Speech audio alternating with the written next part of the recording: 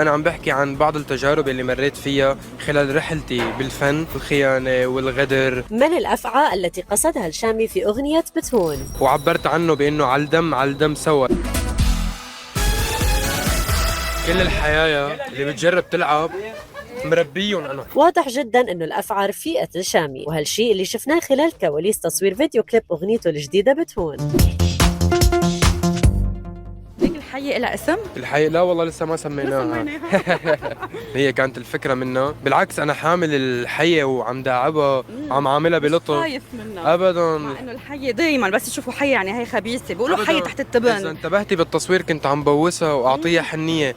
أنا بعطف وبحتوي الحياة كلياتهم والناس اللي بتغدر وأي نوع من أنواع الخبث والمكر أنا بحتويه، وبالنهاية لا يصح إلا الصحيح. فالشامي كتب أغنية بتحكي عن الغدر والخيانة. أنا عم بحكي عن بعض التجارب اللي مريت فيها خلال رحلتي بالفن، اللي هو الخيانة والغدر والتراكمات. هي أدت إلى نتيجة اللي هي بتهون. عم توجهها لجمهورك لانه ترجمت الجمهور بالكاست اللي كان موجود بالميوزك فيديو. صح، إذا بدك الغنية بتحكي عن كتير إشياء مثل نوع موسيقتي المعتاد أساساً. أول جانب هي بتحكي عنه موسيقتي يلي هو شكر وامتنان للجمهور، وعبرت عنه بأنه على الدم سوا، لأنه الفانز تبعي كانوا دائما يكتبوا لي على الدم أو للموت الشامي.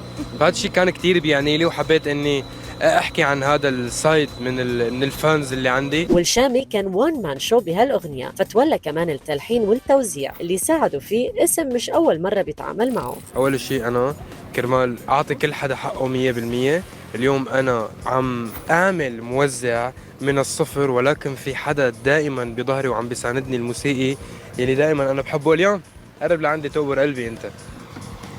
هاي مصر. أول شيء اليان دبس عامل لي ملكة جمال الكون، من أهم الهتات اللي أنا عاملها بحياتي. كتر خير الله جيناك، من أذكى الأشياء اللي هو عاملها، واليوم هو واقف معي وبظهري موسيقيا، إن كان بالنقل النوعية الموسيقية اللي شفتوها على المسرح، وإن كان على صعيد الأغاني اللي رح تنزل واللي عم تنزل اوريدي. فإنه قلون. اتفقت انت والشامي على ستايل معين؟ على مش اتفقنا على ستايل معين.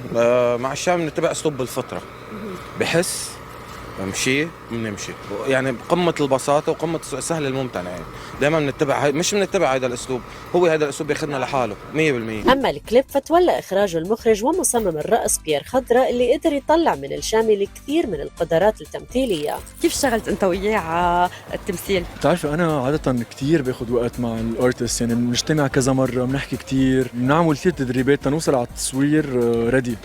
هذا الشيء ما كان عنا اياه، وقت شفته على المونيتور ما كنت عم بستوعب انه هذا الشخص اللي انا ما لحقت اتمرن معه كتير عم يعطيني كل هالطاقه وكل هالتمثيل وكل هالايموشنز اللي انا بدي اياهم. حتى انه الشامي خاض تحدي كبير خلال التصوير بالقفز عن ارتفاع 15 متر. لا يعني فاجأني بكل هالمواضيع انه صبي ما عنده خوف من شيء، عرفتي؟ قلت لي بده ينط من مكان عالي. في كمان في محل في مشهد بالكليب عم يندفش من شي 15 متر تقريبا علو. وهو عامله مش حدا كاسكادير؟ عم يعمله اكيد، لا هو عم يعمله اكيد مربط بطريقه كثير بروفيشنال، قلبه قوي.